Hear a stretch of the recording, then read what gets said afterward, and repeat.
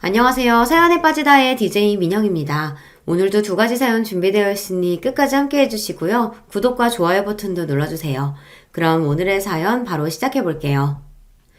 안녕하세요. 구독자 여러분. 구독자 여러분을 만나게 되어 반갑습니다. 저 역시 이곳을 구독하고 자주 듣는 애청자이며 아이 하나를 키우고 사는 30대 평범한 회사원이에요. 제 이야기에 들어가기에 앞서 먼저 소개하고 싶은 여자가 한 명 있습니다. 이름은 박미진. 그녀는 나와 같은 애여 태어났지만 동화 왕자와 거지처럼 우리가 자라온 환경은 사뭇 달랐지요. 의사인 아버지 밑에서 외동딸로 태어난 그녀는 세상 좋은 것들은 당연하다는 듯 누리고 살았습니다. 부모의 아낌없는 교육 지원과 바람대로 그녀 역시 제 아버지처럼 의사가 되고만 거죠. 그리고 자신을 둘러싼 주변에 부러워하는 시선과 대우, 그것들은 모두 다 자신이 잘났기 때문이라고 여기고 착각해왔습니다. 나는 세상에 부러울 것이 없는 사람이지. 내가 원하는 건 뭐든지 손에 넣을 수 있고 나보다 잘난 여자는 없을 거라고. 그러니까 나한테 기어오르지 마. 너희 같은 하층민들은 넘볼 수 없는 난 공주님이니까. 이렇듯 저와 상반된 인생을 살아온 동서를 만나게 되며 겪어온 이야기가 제 사연의 줄을 이룰 것 같습니다. 21세기를 지나고 한국 경제가 선진국 반열에 오르면서 이제 굶어 죽는 사람은 없을 거라고들 합니다. 아니요, 아닙니다. 아직도 최저 생계비 지원을 받아야 한 끼 해결이 되는 그런 사람들이 있습니다. 철모르던 시절 나와 남동생은 치킨이 꼭 한번 먹고 싶었어요. 그래서 일주일 동안 한 끼씩 굶어서 치킨 살 돈을 모았고 매주 한 번씩 동네에 찾아오는 치킨 트럭을 기다렸습니다. 치킨 가게는 많았지만 모두 한 마리에 10,000원이 이상이었지만 트럭 뒤에서 줄줄이 매달린 채 돌아가는 통닭의 값은 6,000원에 불과했거든요. 우리 남매가 맛본 세상 첫 닭의 맛이 얼마나 고소하고 맛이 좋던지 지금도 치킨을 먹을 때마다 그때의 기억이 납니다. 내 친부는 매일 술만 마시며 자식에게 술이나 사오라고 시키는 세상 쓸모없는 작자였습니다. 엄마는 병으로 늘 아프셨고 병원에 갈 형편이 안 되어서 진통제 몇 알로 버텨야 하셨습니다. 얼마나 그 고통이 심하셨던지 꽉 깨문 엄마의 입술은 이빨 자국과 피딱지로 범벅이었습니다. 그렇게 없는 집 장녀가 공부 잘한다고 해서 그것은 축복이 아니에요. 그 집안의 살림 미천이고 뽑아먹을 구실일 뿐이죠. 너라도 성공해서 우리 집을 책임져야 한다는 아버지 말씀을 늘 들어야 했습니다. 가난한 집에서 자란 사람들은 아마 알 거예요. 살아남기 위해 타인의 눈칫밥에 익숙해지고 치사하고 더러워도 남의 도움을 거절하지 못하는 비굴함은 친구가 되거든요. 그런 자신이 싫어서 지옥 같은 가난에서 벗어나기 위해 죽기 살기로 공부했습니다. 그렇게 나는 의사가 되고 싶었습니다. 돈도 많이 벌지 남들의 존경도 받는 그 직업을 갖게 된다면 내 삶이 바뀔 거라고 믿었거든요. 그런데 결국 Y대 학부 자율전공학부로 입학했어요. 의대의 높은 등록금을 감당할 수 없었던 내 선택, 아니 포기의 결과였기에 축하받아야 할 대학 입학은 나에게 헛헛함만 남겨주었습니다. 나랑 1, 2점을 경쟁하던 친구들도 다 서울대나 의대를 갔는데 나만 이 자리에 머물러 있구나. 아무리 실력을 갖춰도 따라잡을 수 없는 현실의 벽, 계층의 사다리를 느꼈습니다. 나와 가족의 생계수단이 된 과외와 학교 수업에 치이면서 나에게 젊은 날 낭만이라는 미팅과 MT는 꿈도 못 꾸는 것이었어요. 그래도 나에게 잘 살 거라는 꿈은 있었어요. 언젠가 나에게 인생 역전의 기회가 올 거라고 말입니다. 자유전공학부에서 내가 찾은 길은 돈을 많이 버는 사업가나 대기업 취직 이런 것이 아니었습니다. 어려서부터 책이 친구였던 저는 책을 출판하고 편집하는 그런 길을 진로로 잡았어요. 돈이나 많이 벌어오는 직업을 택할 일이지 하며 나의 뺨을 후려치며 반대하던 아버지는 뜻밖의 사고로 제 결혼식도 하기 전에 세상을 뜨셨습니다. 아프셨던 엄마가 이미 몇 해 전에 돌아가셨기에 이 세상에 내 혈육은 남동생만 남았더군요. 하지만 부모님이 없다고 해서 크게 달라지는 것은 없었습니다. 해준 게 별로 없고 바라는 것만 많았던 부모 밑에서 자란 장점은 딱 하나 그것이겠네요. 그리 크지 않은 빈자리. 제삿날이나 가끔 엄마를 그리는 것 외에는 커다란 슬픔이 다가오지 않았으니까요. 출판업계에서 일하면서 지금의 남편도 만나게 되었습니다. 취재차 이런저런 분야의 사람들을 두루두루 접하게 되는데 그러다 보니 내 반쪽을 찾을 기회를 얻기도 하더군요. 남편은 인격적으로 좋은 사람이고 직장도 탄탄했는데 빨리 가정을 이루고 싶어 했어요. 나 역시 혼자 지내는 생활이 질리던 참이라 우리는 서둘러 결혼을 해치웠습니다. 결혼할 무렵 신경암을 앓고 계신 시아버지와 시어머니 그리고 남편의 남동생이 시댁 식구였습니다. 아마 남편은 아버지가 돌아가시기 전 결혼하는 모습을 보여주고 싶었나 봐요. 그리고 시아버지는 우리 결혼식 2달 뒤 세상을 뜨셨습니다. 아버지가 안 계신 저는 대학 지도교수님께 부탁을 드렸고 그 은사님이 식장에서 내 아버지 역할을 해주셨습니다. 나중에 그 사정을 알게 된 시어머니는 날 보며 한마디 하셨어요. 진짜로 너희 아버지가 교수면 좋았을 것을. 우리 쪽 사람들은 좋은 사돈 들어와서 좋겠다고 하던데 내가 뭐라고 해야 할지 난감하더구나. 내가 시모였다면 축복받는 결혼식에 친부의 빈자리로 쓸쓸할 며느리 심정을 먼저 생각했을 겁니다. 하지만 내 시어머니는 그에 못 미치는 사람이었던 거죠. 그래도 내 결혼 생활이 괜찮았던 건 남편이 나에게 안정감을 주고 누구보다 사랑해주는 사람이라는 겁니다. 그런데 내가 첫 아이를 낳은 해에 시댁에는 경사스러운 일이 하나 생겼습니다. 바로 도련님이 결혼하게 된 것이죠. 게다가 그 결혼 상대자의 직업이 의사라는 소식에 시댁은, 아니 정확히 말하면 시모는 심하게 들썩였습니다. 그리고 예비동서가 결혼 전 처음 인사하러 왔을 때 보니 우리는 Y대 대학 동문이었던 것입니다. 처음 보는 시댁 가족 앞에서 주눅들기는커녕 여유있고 자신만만한 태도로 일관했던 그녀를 보면서 저는 솔직한 심정으로 작아지는 기분이었습니다. 내 집안 때문에 예비 시부모가 결혼을 반대하지는 않을까 노심초사했던 나와는 달리 그녀는 시댁 사람들에 대해 그렇게 생각했겠죠. 감히 너희들이 나 같은 사람을 반대나 하겠어? 이렇게 좋은 집안에 조건 좋은 며느리 환영하지 않고는 못 베기겠지. 의사 집안에서 태어나 자신의 연봉이 2억이 넘는다는 자랑을 늘어놓던 그녀에 대한 뒷얘기를 나중에 친구를 통해 듣게 되었습니다. 미진, 박미진? 걔 의대에서 꼴통으로 유명했잖아. 저렇게 머리 나쁜 애가 어떻게 우리 학교 왔냐고 잔디 깔고 들어온 거 아니냐면서. 학부 때 F합전도 많고 몇 번 유급할 뻔도 했을걸? 듣자 하니까 제 아버지 힘으로 유급은 막은 모양이더라고. 의사고시도 몇 번이나 떨어지고 붙었는지 몰라. 세브란스에서 레지던트 때도 몇 번 큰 사고치고 쫓겨나다시피 했대. 대학 동문 친구 얘기를 들으니 예비 동서에 대한 신뢰는 떨어졌지만 가족 간에 지내는 데 별 문제야 있겠냐 싶어 넘겼습니다. 그런데 더 기함할 일은 그 뒤에 다른 얘기들이 더 귀에 들어왔어요. 동선의 친정아빠가 하는 병원이 의료사고와 그로 인한 피해자들의 소송, 거기에 알코올 중독에 음주운전까지 듣는 얘기마다 안 좋은 것들 뿐이었습니다. 심지어 다른 초짜 의사에게 대리수술을 맡겨왔고 이로 인해서 의사면허 정지라는 행정처분까지 먹었다네요. 그래서 결국 동선의 친정병원은 문까지 닫았다는데 정말 충격이었습니다. 세상에서 가장 사명감 갖고 일해야 할 직업 중 하나가 의사 아닌가요? 그렇지만 이에 대해 동서가 하는 말이 더 가관이었습니다. 짜증나서. 환자들이 괜히 우리 아빠 병원 비난하고 소송하고 난리야. 하필 아빠는 지금 망해가지고 나한테 피해를 주고 난리야. 내 병원 개업 도와주겠다고 해놓고 지금 그럴 돈도 없다고 하잖아. 한시도 남 밑에서 페이닥터를 못 이기는데 난 어쩌냐고. 빨리 개업해야 한단 말이야. 어머님 모은 돈 없으세요? 한 10억? 아니면 5억이라도. 나 같으면 그런 범죄를 저지른 친정아빠가 부끄럽기도 하거니와 의료사고를 입은 피해자들을 비난할 수는 없을 것 같아요. 동서도 참 의사라는 사람이 피해를 본 환자들에 대해 미안해야 하는 거 아니야? 그리고 자식으로서 친정아버지부터 걱정해야지. 지금 동서 병원 차리는 게 먼저니? 개원이와 사정이 나아질 때 좀 천천히 하면 될 것 같은데. 형님이 뭘 한다고 그래요? 의사가 하는 일이 뭐 다 편하고 쉬운 줄 아나 봐.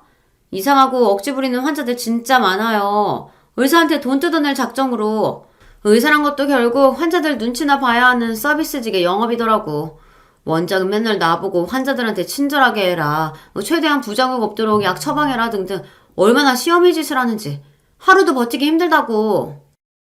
물론 책임이야 크겠지. 대신 일반인들은 엄두도 못 낼 만큼 높은 연봉에 존경도 받잖아. 권리에는 그만한 책임이 따르는 법이지. 됐어요. 누가 지금 형님더러 구닥다리 조언 듣고 싶댔나요? 내 병원 차릴 돈 보태줄 거냐고. 그것도 아니면 내 앞에서 훈장질 좀 그만해요. 나 보라는 듯이 귀를 막고 쪼로로 시어머니 바로 옆으로 자리를 옮겨서는 둘이 쏙닥쏙닥 하는 겁니다. 아니, 내 흉이나 볼 거면 작은 소리로 하던가 나 들리게끔 큰 소리로 그러는 법이 어딨냐고요. 어머님보다 훨씬 더 어린데 왜 형님이 더 구닥다리 소리나 해야 되는지 모르겠어요. 어머님은 제 심정 이해하시죠?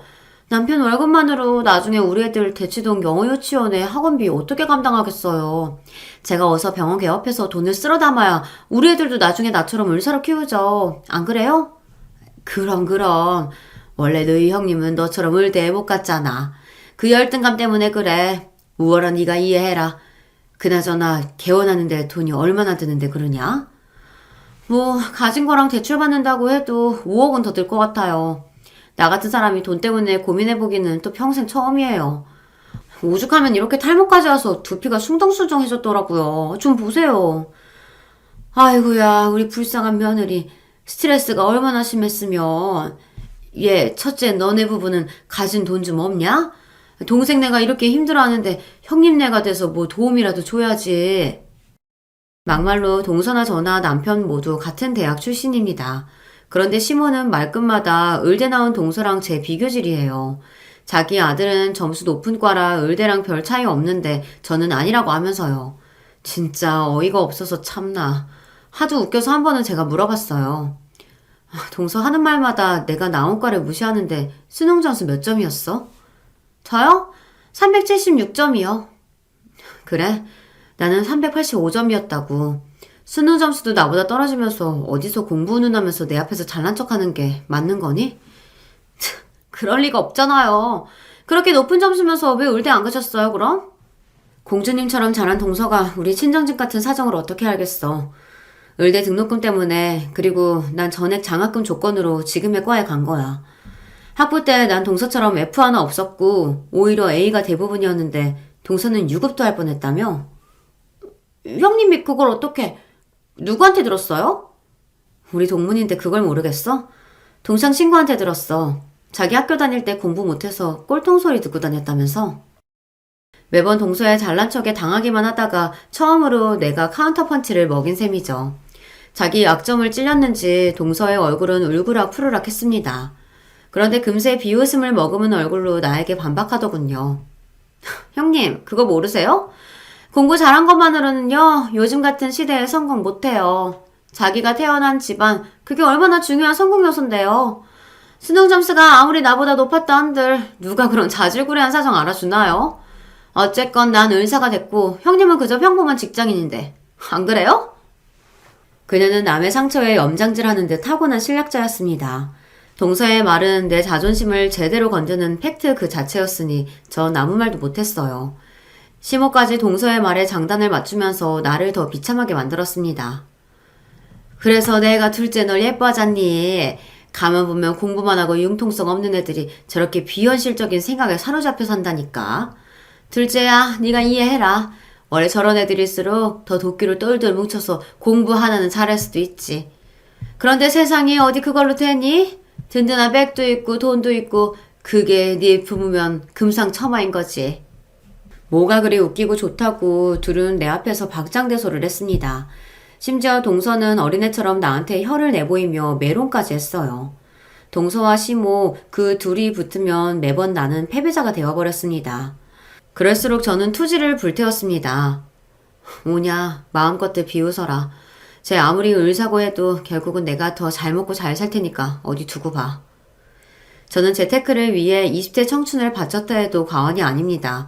10원 한 장의 소중함도 느끼며 자라온 나에게 절약정신은 이미 몸에 배어 있었습니다. 대학교에서 치러진 가상 주식 투자 경연대회에서도 입상할 정도로 경제 지식이나 투자법도 익혀왔고요. 여러분, 세상의 부를 이루는 것은 비단 자산뿐이 아닙니다. 절약과 좋은 투자법 그 두 가지만으로도 충분히 부유해질 수 있다는 것을 저는 증명해 보일 수 있거든요. 거기에 출판업계에 있으면서 사회에서 성공하고 명성을 쌓은 사람들과 접하면서 배운 점이 참 많았어요. 성공한 주식 투자자나 부동산 업계의 큰손, 또 자수성가한 사업가 등 그런 사람들과 교류하며 얻게 된 정보와 교훈, 또 몇 분은 개인적으로 연락할 만큼 제 인맥은 탄탄해졌죠. 대학교 때부터 많은 과외를 했지만 집안 생활비로 내어드리느라 얼마 모으지 못했어요. 하지만 부모님 떠나시고 동생도 자립해서 돈을 벌더니 어느덧 제 월급으로 종잣돈 1,000만 원을 모을 수 있었죠. 그 돈으로 본격적인 재테크를 시작하게 된 겁니다. 여러분이 흔히 아시는 국내 주식, 해외 주식, 펀드 등의 파생 상품 등을 통해 종잣돈이 1억이 되는데 3년이라는 시간이 걸렸습니다. 그리고 다음 5억으로 만드는 시간은 그보다 적은 2년밖에 안 걸렸습니다. 왜냐하면 당시 부동산 호황기를 맞아서 내가 갭 투자했던 빌라가 3배 넘게 뛰었거든요. 운이 좋았지만 10년간 재테크에 시간과 경험을 투자했기 때문에 이룬 결과라고 볼 수 있습니다. 이렇게 모은 내 소중한 5억에 대해 그 누구에게도 발설하지 않았어요. 다만 내가 인생에서 유일하게 믿을 수 있는 남편에게만은 이 기쁜 소식을 알려주었죠. 여보, 나 드디어 5억 모았어. 우리 전세금 빼고 대출 좀 받으면 내가 바라는 그 서초동 아파트 있지. 거기 살 수 있다고. 남편 역시 몹시 기뻐하며 제 어깨를 토닥여 주었습니다. 정말 장하다. 다현이 키우며 직장 다니는 것만도 벅찼을 텐데 언제 투자해서 이렇게나 모은 거야? 자기가 너무 자랑스럽고 고맙다. 그리고 다음날 서초동 그 아파트 앞에 가서 위용당당한 집들을 보며 생각했습니다. 이제 내 집으로 만들 수 있게 됐구나. 여기까지 오는데 10년 가까이 걸렸지만 말이야. 제가 그 아파트를 처음 보게 된 것은 대학교 다니던 어느 날 새로 맡은 과외 학생의 집을 찾아갔을 때였습니다. 서울의 요지에 자리 잡은 좋은 교통, 또 우수한 학군과 거기에 신축 아파트의 편리한 구조까지 그 집을 드나들면서 점점 그 아파트는 제 마음에 들어오게 된 것이죠. 나 진짜 성공했구나 싶은 벅찬 기분을 느끼며 전화로 미리 연락했던 부동산에 들어갔습니다. 사장님, 지난번 연락드렸던 사람인데요. 그 매물 오늘 볼 수 있죠? 물론이죠. 거기 사는 집주인과 이미 시간 약속 잡았습니다. 자, 그럼 가실까요? 저는 그 아파트 중 좋은 가격이 나온 집 한 곳을 실제로 둘러본 뒤 계약하겠다고 말했습니다. 집 명의자가 현재 해외에 있다는 사정상 계약서는 한 달 뒤에 쓸 테니 그 전에 가계약금을 걸라고 부동산에서 얘기했어요. 그 자리에서 바로 1,000만 원의 가계약금을 보내놓고 이 소식을 남편에게 전했습니다. 그래? 그 집을 살 수 있다고? 얼마에? 내가 좀 많이 깎아달라고 요리조리 설득했더니 9억 8천에 팔기로 얘기됐어. 2천만 원이나 깎았다고. 근데 당신 지금 어디야? 오, 2천만 원이나 깎았다니 진짜 잘했다. 갑자기 가족회의랍시고 엄마가 우리 형제들 불러 모았거든. 잠깐만, 엄마 뭐라고요? 네? 여보, 일 끝났으면 엄마가 당신도 집으로 오라고 하시는데? 남편과 통화를 마치면서 왠지 몸에 난 털이 삐죽하게 서는 기분이 들었습니다. 내 집 계약한 이 좋은 날 시어머니 얼굴 보기 싫은데 꼭 시댁으로 가야 하나. 하지만 이미 가겠다고 말한 마당에 어쩔 수 없이 시댁으로 발걸음을 돌려야 했죠. 시댁에 들어가니 현관에는 여러 구두와 신발이 뒤엉켜 있는 것이 눈에 들어왔습니다. 생각보다 많은 식구들이 모여있음을 짐작할 수 있었죠. 또 뭐가 필요하시다거나 여행 보내달라고 부르신 건가? 평일 저녁에 부르실 게 뭐람. 혼자 궁시렁대고 들어가니 거실에 있던 시댁 가족 모두 일제히 나를 보고 있었어요. 마치 나를 무척 기다리고 있었다는 듯 상기된 얼굴로 시모가 제일 먼저 절 불렀습니다. 어서 오너라, 내 장한 며느리. 평소답지 않게 나를 환대하니까 좋다기보다는 무척 의아했거든요.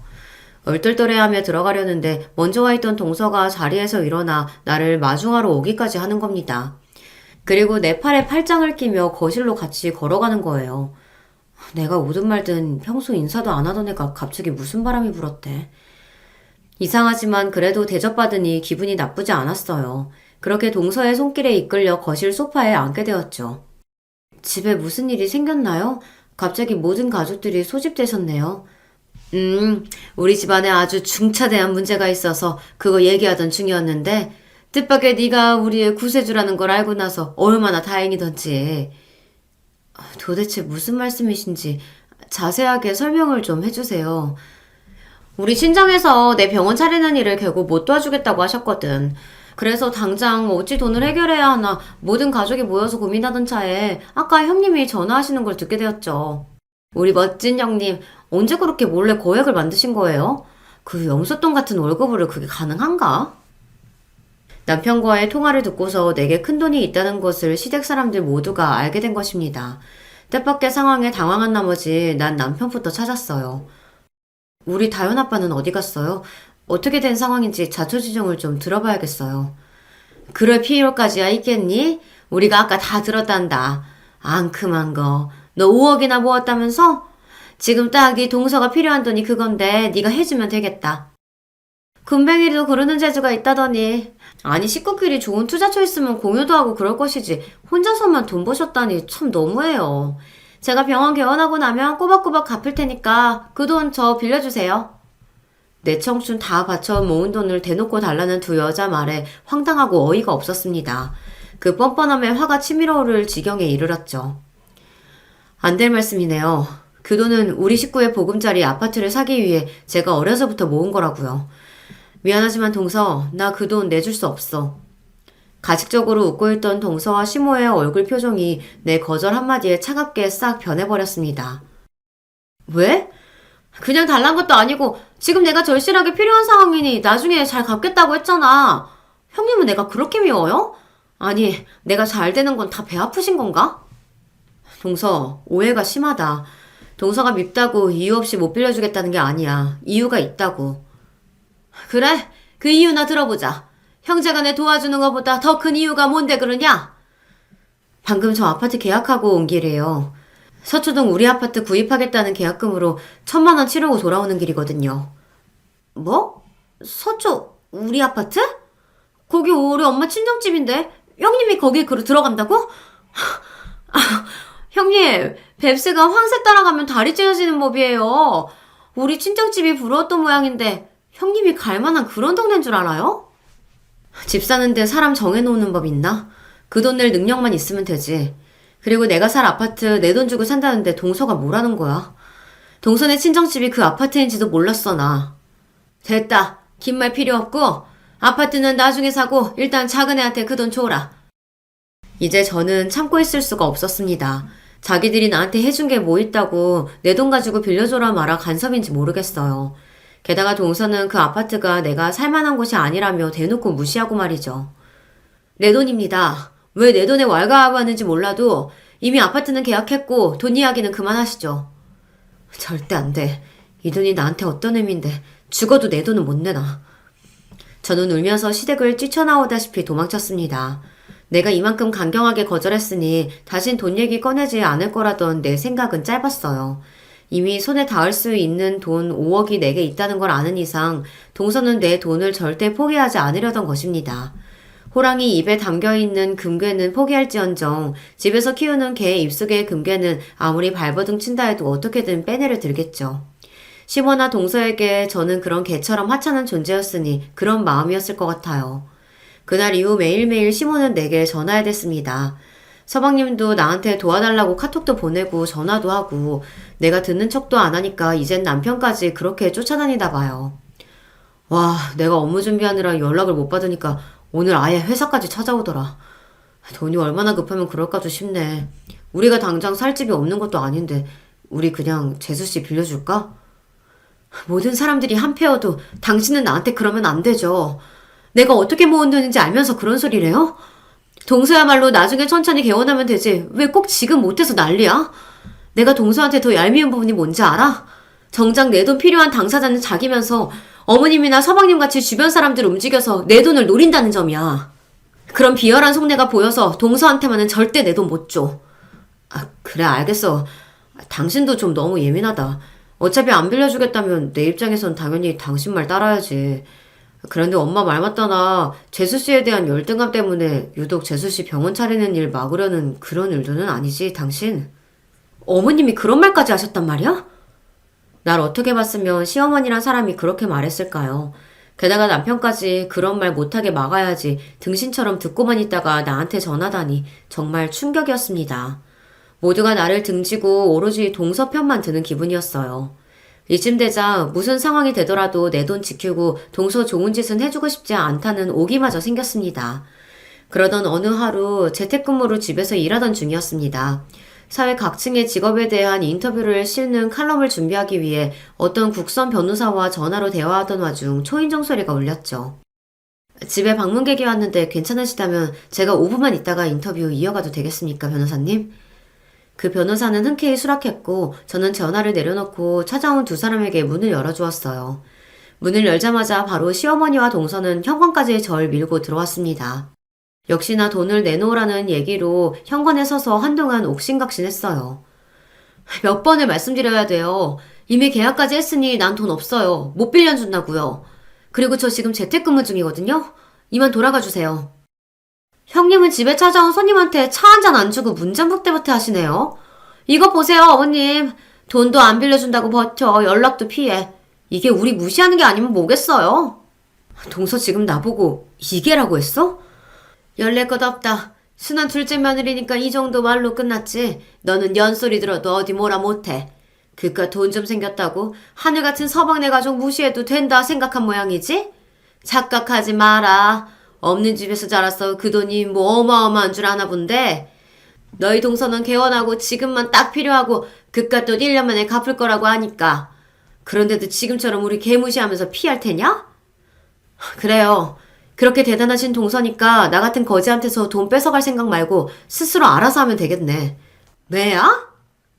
시모는 그 자리에서 바로 내 머리를 잡아채려고 손을 뻗었는데 저는 반사적으로 그 손아귀를 피했습니다. 그런데 뒤이어 동서가 내 머리통을 후려치고는 양손으로 딱 잡고 있더군요. 내가 움직일 수 없는 사이 시모는 잔인하게 내 머리끄댕이를 잡아채 올렸습니다. 이년이 너는 가족도 아니야. 돈 귀신 붙은 년? 돈이면 가족이고 뭐고 안중에도 없는 년? 살면서 그런 쌍욕의 쌍욕은 처음 들었습니다. 어머님, 아무리 화가 나셔도 그렇지 지금 저한테 무슨 짓이세요? 이거 노릇이란 말입니다. 말이 안 통하는 것들은 자고로 먼지나게 패는 게 약이라고 했어. 너 이래도 고집 피울 테냐? 이래도? 아파 죽겠어요. 동서, 보고만 있을 거야? 정신없이 시모의 손에 맞아대는 와중에도 동서가 배를 잡고 웃고 있는 것만은 똑똑히 보였습니다. 아유, 속이 다 시원하다. 어머님, 이번에는 잡은 머리 앞뒤로 흔들어 보세요. 이렇게요. 도리어 시모의 폭행을 거들고 부추길 뿐이었어요. 처음에는 잠깐 그러다 말겠지 했는데 이 상황이 끝날 기미가 보이지 않았습니다. 이젠 아예 그 사람들 내가 고통스러워하는 모습을 즐기기까지 하는 건 아니겠어요. 이 사람들한테 나 진짜 어떻게 되는 건 아닌가 싶은 살떨리는 순간이었어요. 아주머니, 손 놓고 거기 떨어지세요. 나이 잡술 만큼 잡수신 분들이 지금 무슨 폭행을 하십니까? 그 순간 하늘이 날 도왔는지 경찰관 2명이 찾아와서 시모의 손을 내게서 떼어놨습니다. 경찰? 언제 경찰까지 불렀대? 참 독하다 독해. 이보셔. 얘는 내 며느리고 못돼 먹은 자식 교육하는 중이요. 폭행이라니. 우리 가족끼리 긴히 할 말이 있으니까 다들 그만 가요. 저는 경찰관들을 붙잡고 늘어지며 사정했어요. 아니에요. 여긴 제 집인데 이 사람들이 무단으로 침입해서 내 머리 때리고 휘두르고 있어요.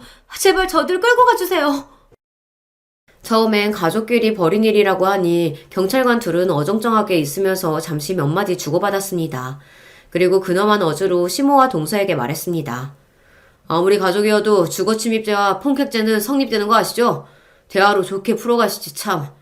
일단 두 분은 저희랑 같이 여기 떠나시는 게 좋겠습니다. 경찰의 강압을 못 이긴 시모와 동서는 우리 집을 억지로 떠났습니다. 하지만 몇 걸음 걸어가던 동서가 뒤를 돌아서 날 향해 말했어요. 형님, 오늘은 이렇게 가지만 이게 끝이 아니에요. 내 뜻대로 해줄 때까지 계속 반복할 거랍니다. 그 말에 온몸에 진이 빠져서 그만 쓰러지듯 앉아버렸습니다. 토네이도가 휩쓸고 간 것처럼 내 마음과 몸은 엉망이 되고 말았어요. 하지만 부르르 떨면서도 핸드폰을 찾았어요. 남편에게 이 사실을 알리기 위해서요. 그런데 핸드폰 화면에는 아직 통화 중으로 떠 있는 겁니다. 그리고 수화기 너머로 다급히 외치는 변호사의 목소리가 들렸어요. 에디터님, 거기 계세요? 방금 어떤 자들이 와서 피해를 입으신 것 같은데 괜찮으십니까? 변호사님, 아까 하던 통화가 이어져 있었군요. 안심하세요. 제가 지금 경황이 없어서 설명드리기 어렵지만 일단 그 사람들 갔어요. 얘기하던 소리가 들려서 대충 저도 상황은 이해합니다. 갑자기 일이 커질까 봐서 제가 경찰에 신고했어요. 회사 측에 물어서 에디터님 댁 주소를 알아냈고요. 실례드렸다면... 실례라니요. 변호사님께서 절 구해주신 거예요. 저 진짜 잘못되는 줄 알고 너무 무서웠습니다. 그래도 가족인데 어떻게 이렇게까지 할 수 있을까요? 변호사 덕에 살았다고 생각하니 안도와 억울함이 몰려와 울음이 터져버리고 말았습니다.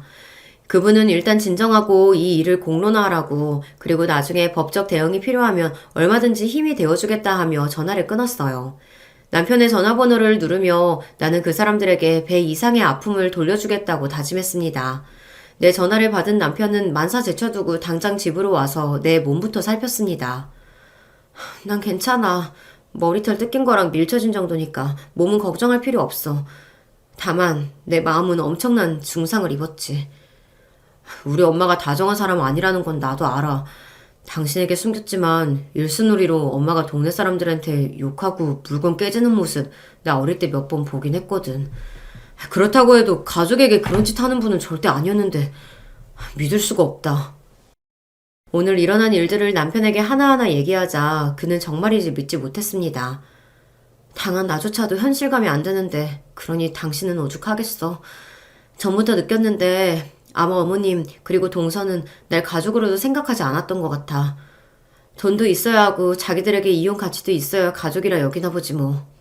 여보, 난 이대로는 못 살아. 차라리 나랑 이혼해줘. 이혼이라니? 그런 말도 안 되는 생각은 하지 마. 날 낳아준 엄마라지만 이번 일 당신에게 진심으로 사과하기 전까지 나도 가만히 못 있어. 특히 그 모든 일을 주도한 재수씨, 그 여자는 더욱. 남편도 다행히 나와 같은 마음으로 동서와 시모에게 칼을 갈았습니다. 우리는 많은 이야기를 나누었고 이제부터 맥주처럼 뻥 뚫리는 내 반격이 시작될 것입니다. 이튿날 일찍부터 난 동서에게 전화를 걸었습니다. 동서, 내가 생각 많이 해봤는데 그동안 형님으로서 속 좁게 굴었던 것 같아. 내가 돈 빌려줄 테니까 창청동 상가에 병원 낼 거라며 거기 임대 계약하라고.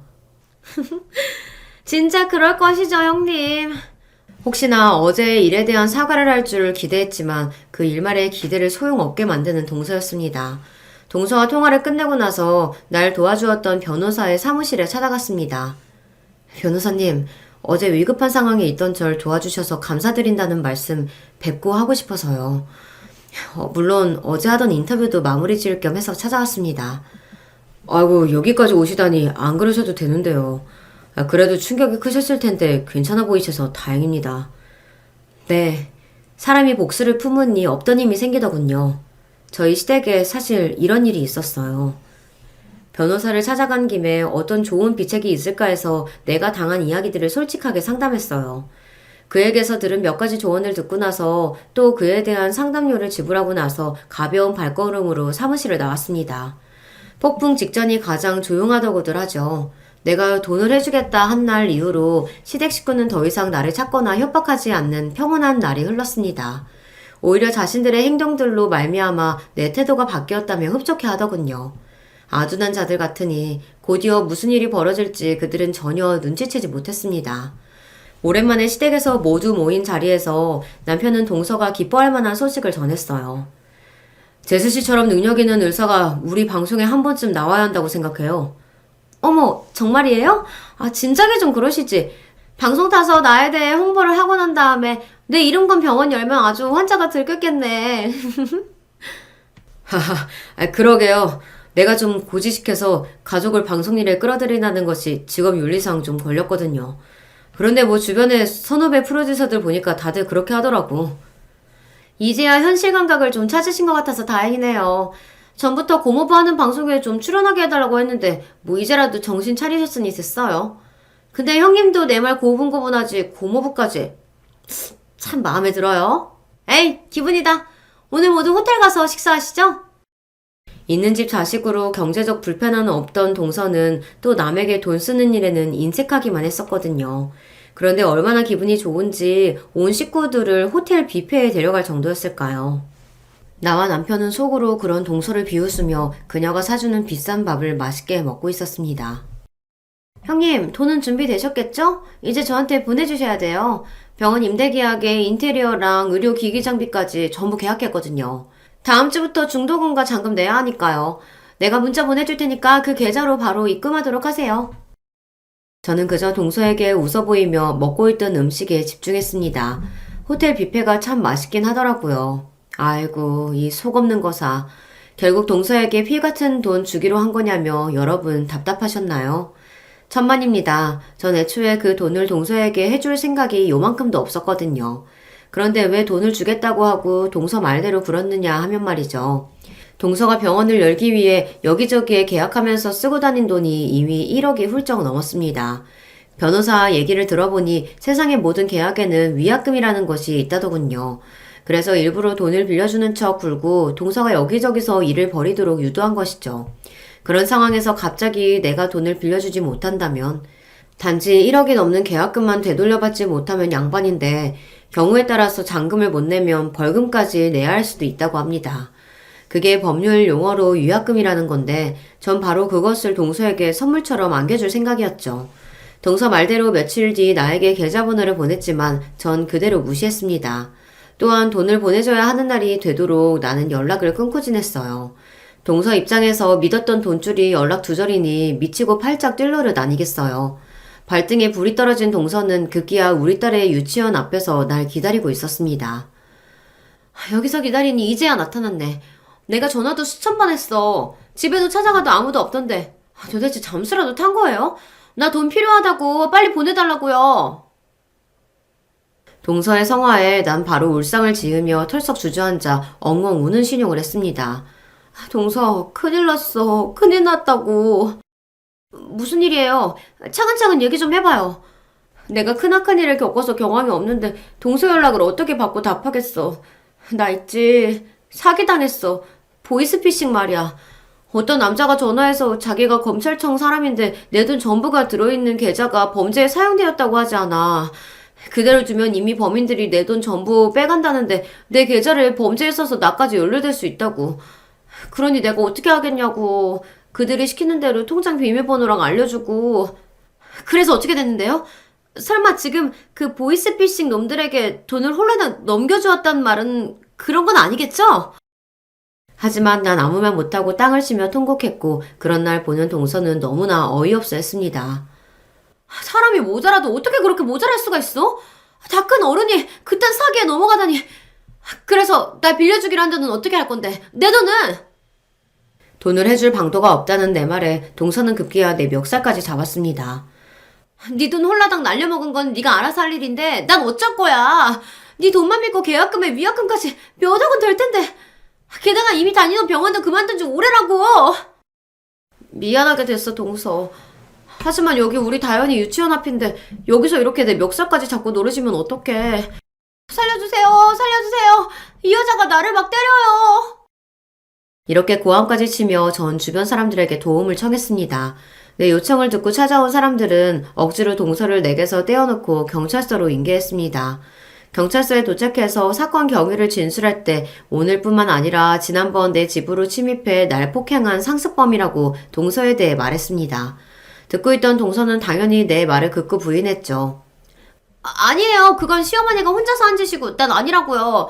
내가 하물며 의사인데 지성인답게 대화로 했을 뿐이라고요. 지성인이라 지칭하시기엔 오늘 벌이신 일들은 도대체 뭡니까? 심지어 아기들 다니는 유치원 앞에서 이분을 폭행하고 있었다는데요. 경찰의 날카로운 대답에 동서는 말문을 닫고 말았습니다. 저는 분명 사실을 말씀드렸고요. 이 일에 대해서 증언해 주실 변호사도 계십니다. 당시 벌어진 상황을 전화로 모두 들으셨고 녹음까지 한 분이거든요. 그래서 그 변호사 신고로 경찰에서 우리 집에 출동한 적이 있으니까 한번 찾아보세요. 내 말을 들은 경찰은 컴퓨터를 조회하더니 드디어 내 증언에 확신을 가지는 듯한 표정을 지었습니다. 동서는 기가 죽어 고개를 푹 숙였죠. 이제 게임은 끝났습니다. 그 누구도 동서가 아닌 내 편을 들어주는 상황이 되었으니까요. 경찰은 동서에 대한 2건의 폭행에 대한 신고를 접수했고 향후 조사할 예정이라고 합니다. 더구나 앞으로 수습해야 할 돈 사고까지 생각하면 그야말로 동서는 나락으로 떨어진 것입니다. 한때 내 동서였던 그 아나무인인 여자는 금전적 손해를 입을 테고 거기에 폭행범까지 대고 말았습니다. 폭행으로 인해 물론 벌금과 보석금으로 감옥에 살지는 않았지만 사회적 신분으로는 치명상을 얻고 말았죠. 이렇듯 모든 수단과 방법을 동원해서 결국 저는 나를 짓밟았던 인간에 대한 복수를 마무리 지었습니다. 그런데 시모에 대한 복수는 왜 안 했느냐고 궁금해하시는 분도 있겠네요. 남편과 많은 논의를 했지만 사실 남편을 낳고 길러준 어머니인데 동서에게처럼 복수를 대놓고 한다는 것이 자식으로서 차마 어려웠습니다. 더구나 동서가 들어오기 전에 시모와 저의 관계가 지금처럼 파국을 맞이했던 것은 아니었거든요. 게다가 여러분 한번 생각해 보세요. 부모에게 가장 큰 불행은 바로 자식들의 불행 아닐까요? 더구나 자식의 불행이 자신으로 말미암아 벌어진 일이라는 것을 깨닫게 된다면 아마 더욱 괴로울 겁니다. 남은 그 두 아들끼리 서로를 적으로 여기고 형제관계를 끊어버리는 걸 직접 보는 그 어미의 심정은 또 어떻겠어요. 둘째가 찾아와서 아주 한탄하고 죽는 소리를 하더구나. 어떻게 형과 형수가 자기한테 그럴 수 있냐고. 천하의 원수도 그렇게는 못할 거라고 말이야. 지 마누라랑 그렇게 싸우다가 둘이 이혼하겠단다. 며느리가 이런 집구석하고는 상정도 못하겠다고 해서. 너는 이 난리를 도대체 어떻게 책임질 거냐? 이래서 없는 집에서 독하게 자란 년을 집에 들이면 안 되는 건데. 에휴. 정말 저만 없었으면 이 모든 분란이 없었을 거라고 생각하시나요, 어머님? 떠올려보세요. 동서가 들어오기 전에는 남편과 서방님의 사이는 돈독했죠. 어머님이 부르실 때마다 우린 모여서 늘 화목하고 좋았잖아요. 그런데 언제부턴가 말다툼도 일고 서로 흉보고 뒤로 계략이나 짜는 그런 집이 되었을까요? 어머님은 원래부터 맏며느리 머리채를 잡고 때리는 그런 분이셨나요?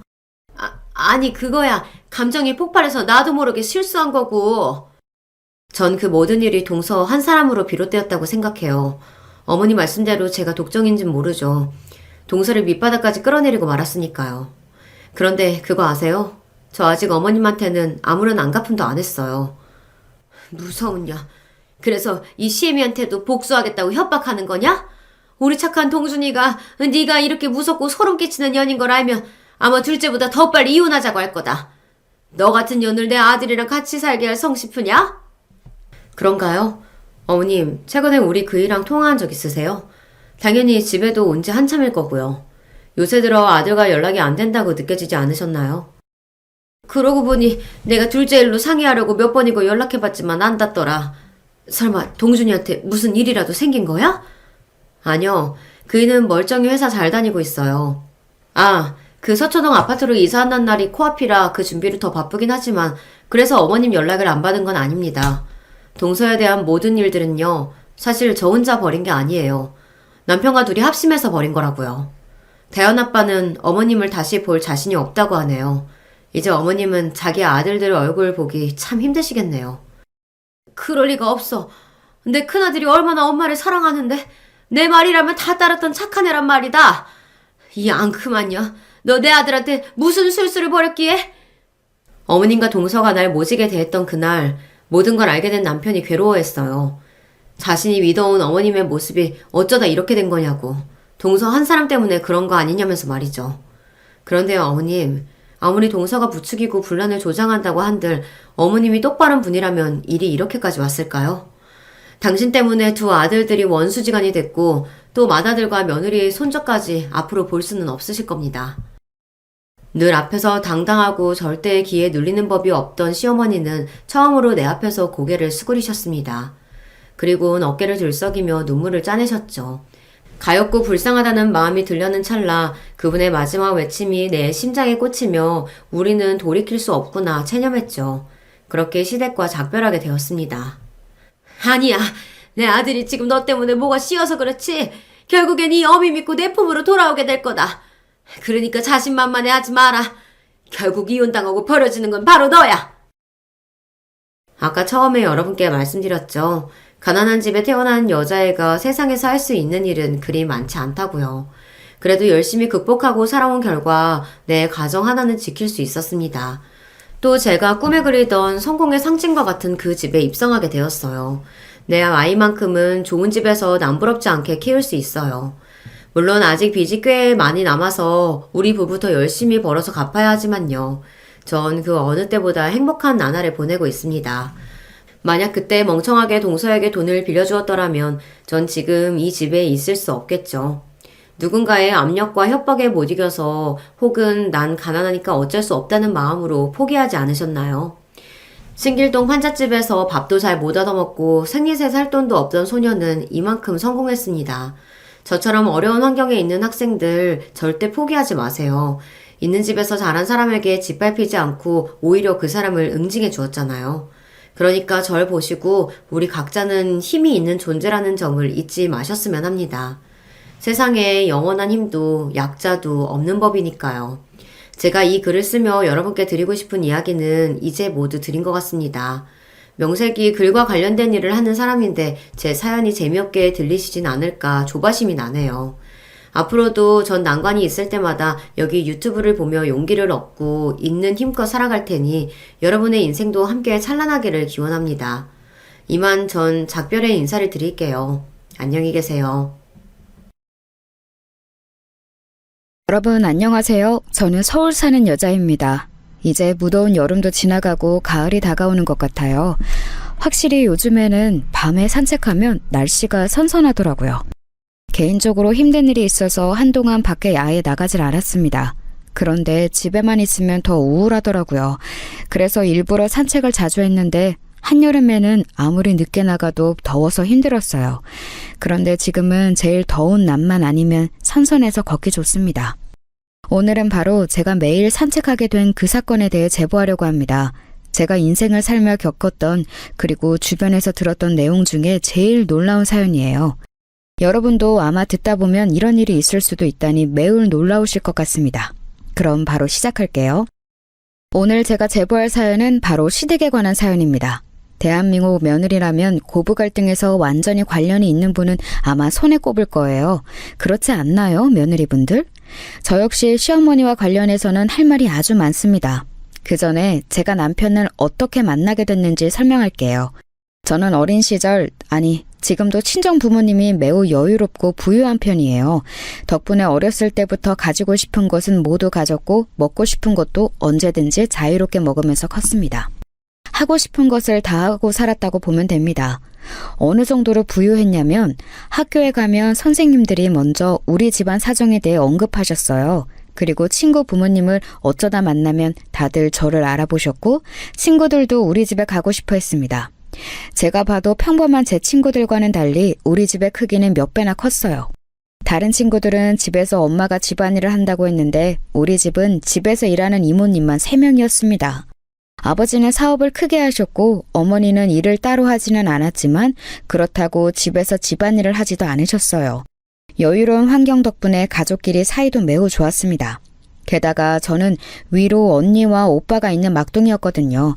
그래서 언니와 오빠의 내리사랑도 받으며 행복하게 자랐습니다. 부모님은 언제나 다정하고 우리 집은 큰 근심 걱정 없이 아주 행복했어요. 이런 제가 부모님과 태어나서 처음으로 갈등을 만든 계기는 바로 결혼이랍니다. 우리 집은 아빠가 사업을 하시니 엮인 집안이 참 많았어요. 그러면서 결혼으로 가족이 된다면 이득인 가문이 몇 있었습니다. 오빠와 언니는 그렇게 어른들의 주선으로 만나서 결혼하게 되었어요. 워낙 아빠가 우리 가족들에게는 자상했어도 깐깐하고 섬세한 분이거든요. 그래서 아빠의 검증을 받은 사람들과 선을 보고 결혼했습니다. 언니와 오빠도 아빠가 그렇게 데려온 결혼 상대가 마음에 들었다고 해요. 아빠가 몇 차례에 걸쳐 데려온 사람들이라 집안은 당연히 좋았고 성격과 외모도 훌륭한 사람들이었습니다. 저도 가족이 되고 형부랑 새언니를 보았는데 사람들이 참 선한 사람들이었어요. 왜 아빠가 데리고 왔는지 잘 알 것 같았습니다. 그런데 저는 경우가 달랐어요. 사실 저도 아빠가 데리고 온 사윗감이랑 결혼할 예정이었습니다. 하지만 사람 일이라는 게 어떻게 될지 모른다는 게 맞는 말 같아요.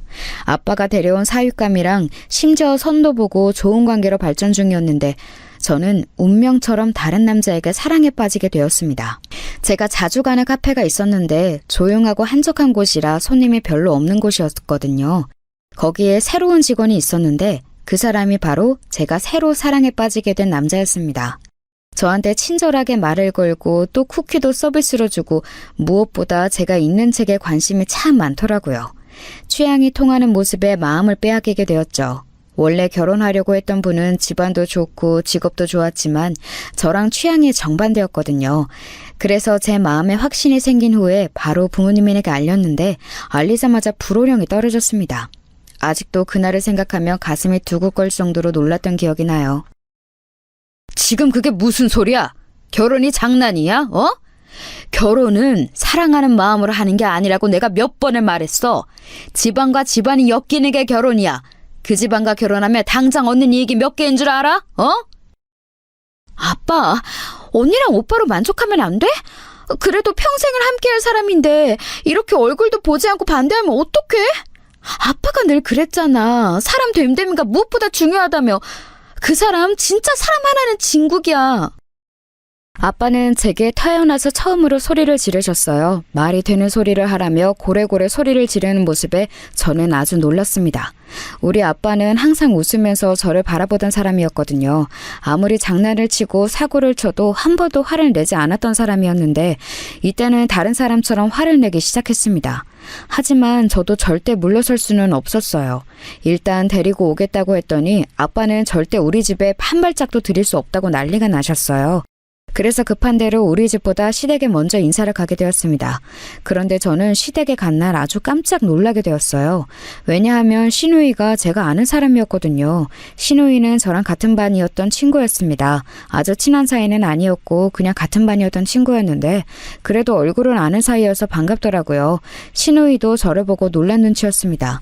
친한 친구는 아니라서 그 친구에게 오빠가 있는 줄은 몰랐었거든요. 그래도 악연이 아니라서 그런가 시댁 분위기 자체는 굉장히 훈훈했습니다.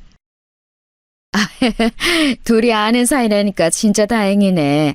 이제 가족이 될 사이니까 친하게 지내도록 해라. 우리 성민이가 능력은 조금 부족해도 애는 진짜 착해. 어렸을 때부터 얼마나 착했던지 선생님들이 입이 닳도록 칭찬하고 그랬어. 다른 건 몰라도 절대 눈에서 눈물이 나오게 하지는 않을 거야. 시누이가 친구라서 덕분에 분위기는 좋았어요. 그날 시부모님의 얼굴을 처음 보았는데 조금 놀랐던 점이 있었습니다. 바로 남편과 시누이와 시어머니가 하나도 닮지 않았다는 거였어요. 시누이와 남편은 시아버지를 거푸집처럼 닮았더라고요. 신기할 정도로 시어머니와는 닮은 점이 없어서 조금 놀랐던 기억이 나요. 아무튼 이렇게 시댁에서는 결혼 허락을 아주 손쉽게 받게 되었습니다. 문제는 우리 친정이었어요. 친정부모님은 제가 시댁에 인사를 갔다 왔다는 것을 알자 우리 집에서 아예 저를 집 밖으로 못 나가게 하셨습니다. 대놓고 외출할 생각을 절대 하지 말라고 하셨어요. 너무 억울한 마음에 이미 결혼한 언니와 오빠에게 도움을 요청했습니다. 하지만 언니와 오빠도 제 편을 들어주지 않았어요. 오히려 오빠는 제가 철이 없다고 핀잔을 주더라고요. 언니는 제 마음을 이해하지만 어른들의 사정이 있으니 그냥 아빠의 말에 수긍하라고 했죠. 집에서 한 명도 제 편을 들어주지 않으니 얼마나 속상했는지 모릅니다. 급기야 저는 아무 음식도 먹지 않고 단식투쟁으로 제 마음을 표현하기 시작했어요. 제가 단식투쟁을 하자 엄마는 저를 걱정하느라 제 방문 앞에서 계속 우는 소리를 하셨죠. 그런 엄마와 달리 아빠는 오히려 아직도 정신을 못 차렸냐고 머리를 잘라버린다고 가위를 들고 오기도 했습니다. 다행히 엄마가 말리고 저도 미친 듯이 거부해서 머리는 그대로 보존할 수 있었어요. 하지만 아빠의 그런 모습에 저는 아주 많은 상처를 받게 되었습니다. 원래 하지 말라고 하면 더 하고 싶어지는 게 사람 심리잖아요. 아빠가 저렇게 나오니까 저는 오히려 결혼이 너무 하고 싶더라고요. 단식 투쟁도 통하지 않으니 제가 선택한 것은 바로 가출이었어요. 새벽에 저는 다들 잠자리에 들어 고요한 집을 몰래 살금살금 나가게 되었습니다. 사실 2번은 실패하고 3번째에 성공했어요. 아빠가 거실에서 자는 것을 모르고 있어서 첫 번째 시도는 실패했습니다. 2번째에는 방문 앞에서 아빠가 저를 감시하고 있어서 실패했어요. 이렇게 된 이상 현관으로 나가는 것은 전혀 불가능했습니다. 그래서 저는 창문을 통해 가출하는 것을 선택했어요. 제 방은 2층에 있었는데 다행히 마당이라 잔디가 많았습니다. 몰래 조심스럽게 이불과 수건을 엮어 창문에 걸고 내려갔어요. 제가 그렇게 탈출할 거라고는 아무도 생각하지 못했는지 현관 앞에는 쥐새끼 한 마리도 보이지 않았습니다. 너무 신이 난 저는 그대로 친구 집으로 갔고 다음날 남편을 만났죠. 당연히 제 가출 소식을 알고 가족들은 난리가 났습니다. 심지어 아빠와 엄마는 저를 찾으러 시댁을 찾아가셨어요. 이런 근본도 없는 집안에 내 딸을 시집 보내라고? 아이고, 하늘에 계신 우리 아버지가 놀라서 자빠지겠다. 당신들은 양심이 있는 거야? 부잣집 공주님을 데려가면 뭐라도 내놓아야 하는 거 아니냐고? 아빠, 진짜 왜 그러는 거야? 아빠가 이렇게 반대할수록 나는 더 결혼하고 싶다고. 이러는 거 나한테 전혀 좋은 행동 아니라고 몇 번을 말해? 나는 아무리 반대해도 성민 씨랑 결혼할 거야. 아빠가 아무리 말려도 저는 들은 척도 하지 않았습니다. 사실 이때 엄마는 제가 단식 투쟁도 하고 가출까지 하니까 어느 정도 포기하셨어요. 오빠와 언니도 제 이런 모습을 처음 봤으니 놀라면서 심하게 반대하진 않았습니다. 그렇게 아빠와 지독하게 서로 입장을 굽히지 않고 있었는데 사건이 하나 터지게 되었어요. 그 사건은 아직도 생각하면 머리가 아프고 손이 떨리는 사건이랍니다. 제 인생에서 가장 슬픈 일을 꼽으라고 하면 저는 이 일을 말할 거예요. 아주 극심하게 제 결혼을 반대하던 아빠가 마지못해 결혼 허락을 하게 되는 일이 발생하게 되었습니다. 그 이유는 갑작스러운 교통사고였어요. 제가 막둥이고 위로 언니와 오빠가 있다고 했잖아요. 언니와 오빠 부부가 4시 집안 행사 때문에 한 차에 타고 이동하다 교통사고를 당하게 되었습니다. 그 사고로 운전하던 우리 오빠는 그 자리에서 사망했고 조수석에 있던 새언니와 뒤에 있던 언니 부부는 아주 크게 다쳤어요. 게다가 새언니는 임신한 상태였는데 사고로 아이까지 잃게 되었습니다. 이 사고로 우리 가족에게 가져온 영향은 아주 컸어요. 새언니는 유산 후 정신이 나가 정신병원에 입원하게 되었습니다. 아이도 잃고 남편도 잃었으니 제정신으로 살 수가 없었던 거죠. 일상생활이 아예 불가능하던 상황이라 그렇게 병원에 입원하게 되었죠. 그리고 뒷좌석에 있던 언니 부부도 심각한 상태였어요. 우리 언니는 평생 휠체어에 의존해서 살아야 했습니다. 형부는 한동안 아예 혼수 상태에서 깨어나질 못했어요. 그리고 겨우 눈을 떴지만 역시 거동이 불편해서 병원에 계속 입원해서 살아야 했습니다. 이런 상황이니 집안은 당연히 난리가 났어요. 엄마는 사고 소식을 듣고 그 자리에서 쓰러지셨고 아빠 역시 많이 힘들어했습니다. 겨우 사고 수습하고 뒤처리를 하니 어느덧 1년이라는 시간이 흘러 있었어요. 오빠는 죽고 언니는 휠체어에 의존해서 살아야 했고 임신은 평생 무리라는 진단을 받게 되었습니다. 그 소식을 듣고 우리 가족은 슬픔에 빠지게 되었죠. 그리고 한동안 아빠는 침묵으로 아예 말도 하지 않았어요. 그러다 어느 날 저를 불러 말했습니다. 그놈하고 결혼해라. 내가 내 욕심으로 자식들을 힘들게 하고 싶지는 않다. 막내야, 대신 행복해야 한다. 알지? 아빠는 이제 바라는 것도 없어. 그저 네가 김서방하고 행복하게 살면 된다. 그거면 돼. 아빠, 너무 고맙고 또 고마워요. 내가 언니랑 오빠 목까지 열심히 살게. 사람이 나쁜 사람은 아니니까 너무 걱정하지 마. 난 항상 아빠한테 고마운 거 알지? 그렇게 바라고 바랐던 결혼 허락이 떨어졌는데 마냥 기쁜 마음은 아니었어요. 오히려 약간 씁쓸했습니다. 그러면서 속으로 꼭 남편하고 행복하게 살아야겠다는 어떤 사명감까지 생겼어요. 아빠는 그렇게 사랑하던 막내딸이 결혼한다고 하니 결혼식을 아주 성대하게 열어주었습니다. 신혼여행부터 웨딩드레스 선택까지 제가 원하는 환상 속의 결혼식 그대로였습니다. 제가 행복하게 결혼 준비를 하니 집안 분위기도 점점 풀리기 시작했어요. 사고가 워낙 커서 한동안 우리 집에서는 웃음을 찾아볼 수가 없었거든요. 엄마도 계속 기력이 없다가 제가 웃는 모습을 보고 겨우 미소를 지을 수 있으셨습니다. 그렇게 시작한 제 결혼 생활은 처음에는 아주 순조로웠어요. 워낙 우리 집에서 반대가 심해서 시댁 눈치가 조금 보였는데 시아버지가 생각보다 너무 좋더라고요. 제 말이라면 무조건 다 좋다고 하셨습니다. 남편도 결혼하고 나니까 더 진국인 사람이었어요. 집안일도 잘하고 제가 손 하나 까딱하지 않도록 얼마나 열심히 했는지 모릅니다. 시누이도 원래 알던 사이라 나쁠 게 없었는데 딱 하나 문제가 있다면 바로 시어머니였어요. 시어머니는 조금 특이한 분이셨는데 저는 시어머니를 보며 마치 이방인 같다는 느낌을 느꼈습니다. 표정이 늘 매사에 관심이 없다는 표정이었는데 유난히 저에게 관심이 많았어요. 뉴스에 나올 정도로 대한민국이 들썩이는 사건 사고가 일어나도 시어머니의 입에서 그런 말을 들어본 적이 전혀 없습니다. 심지어 시댁 아파트에서 신혼 때 바로 윗집이 크게 강도가 들었던 사건이 있었어요. 그 사건이 일어나서 시댁 가족이 다 불안에 떨고 잠도 못 자서 돌아가며 보초를 서기도 했었습니다. 우리 남편도 시댁에 가서 며칠 동안 일부러 자고 올 정도였어요. 저도 당연히 걱정되어 시댁에 갔더니 시어머니는 아무렇지 않더라고요. 그런 분이 저한테는 하나부터 열까지 관심이 많았습니다. 특히 제가 입는 옷과 쓰는 용품들 그리고 가방 같은 사치품에 관심이 아주 지나치게 많았어요. 이것과 관련해서 사건도 몇 개가 있었습니다. 저는 어려서부터 부유했기 때문에 늘 쇼핑은 백화점에 가서 했어요. 엄마가 어릴 때부터 애초에 명품 옷을 입혀서 옷장에는 명품이 아닌 게 오히려 드물 정도였습니다.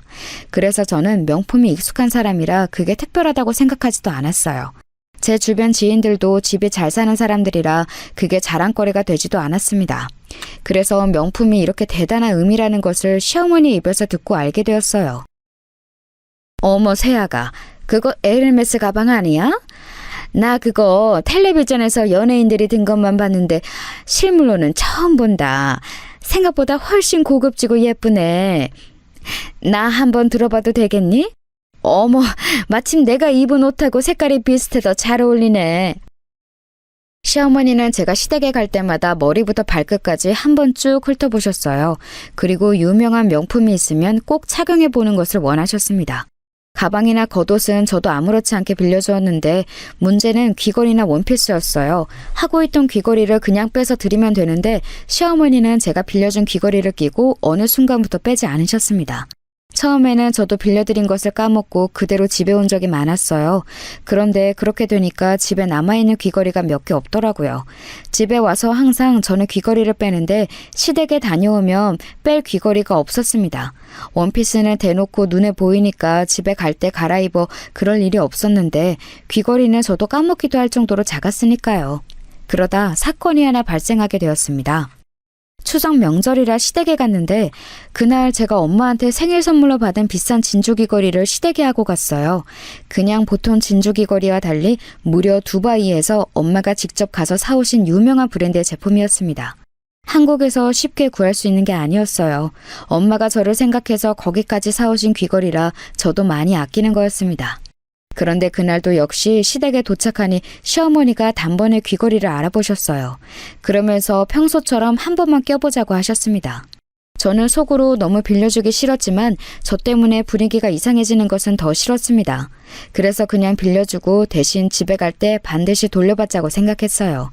시어머니는 늘 그렇듯이 제 귀걸이를 끼더니 예쁘다고 좋아하셨습니다. 매번 저렇게 좋아하니 제가 제 돈으로 선물도 몇 번 해드렸어요. 그런데도 늘 저를 보며 귀걸이를 탐내셨습니다.